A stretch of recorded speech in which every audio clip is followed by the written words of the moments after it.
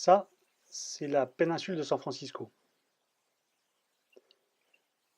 Moi, je trouve que ça ressemble au profil d'un soldat de Napoléon III, avec son casque à pointe, et puis son bouc en avant. Le grand parc de la ville en forme de ticket de métro. Le fameux pont rouge comme une antenne. La prison d'Alcatraz, où il n'y a plus de prisonniers. Le Bay Bridge, oui, pas Bride, je suis désolé, ça n'a rien à voir avec la mariée, comme un front de licorne. La grande artère commerçante de biais sur laquelle on trouve le siège de Twitter, Cui. Et puis un peu plus bas, le siège d'Uber, Vroom Vroom. Bon, puis ça, c'est la maison. Là-bas, à l'ouest, c'est le Japon. À l'est, c'est notre pays. Au sud-est, pas très loin, le Mexique. Et là-haut, dans le coin, c'est là où on se gèle. Et puis, n'oublions pas le brouillard autour du pont rouge. Avant 1848, San Francisco, c'était tranquille. 200 habitants, tous massés vers le front là du soldat, près du port.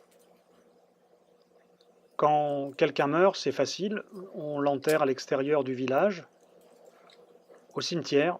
Yerba Buena, la bonne herbe, c'était le nom de San Francisco à l'époque. Et puis, le 24 janvier,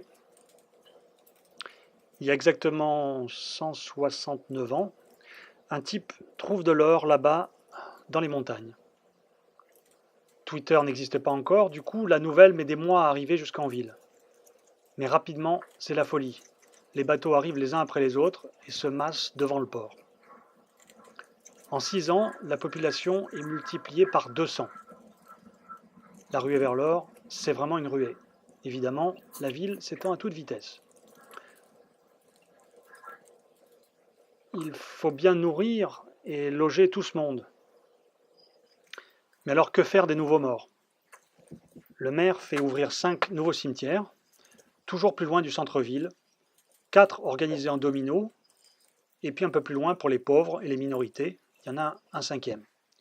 Il y a donc Laurel, le calvaire, les vieux compagnons et les francs-maçons, et là-haut donc celui du Golden Gate. Évidemment, vous l'aurez compris, la ville continue à se développer.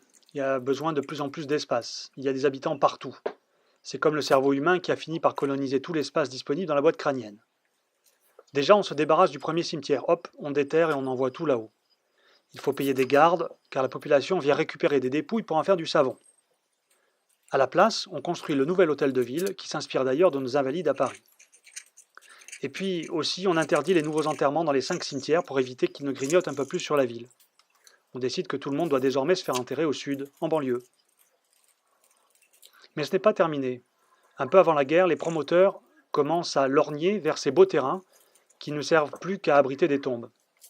Ils convainquent la mairie et la population de débarrasser le sous-sol pour récupérer la place. San Francisco est une ville de transit et de baroudeurs, pas grand monde pour s'opposer. On éventre tout et on transfère plus de 120 000 dépouilles vers Colma, au sud. Le Golden Gate va devenir un golf, puis un musée, on en reparlera tout à l'heure. Les 4 andamiers sont aussi transférés. Reste juste le columbarium, qui va résister et qui fonctionne d'ailleurs toujours aujourd'hui.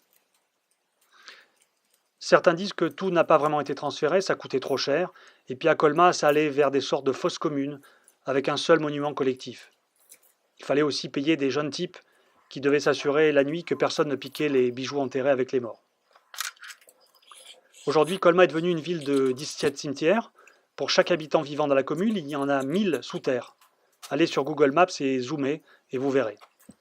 À San Francisco, il reste bien 2 cimetières, mais personne ne peut plus s'y faire enterrer. Le cimetière militaire du Presidio, en face du pont, pour les vétérans de guerre, et puis il y a un tout petit cimetière historique, dans la cour de l'une des premières missions espagnoles, Mission Dolores. C'est la situation aujourd'hui. Bon, et bien voilà ce qui arrive aux morts quand on trouve de l'or dans les montagnes.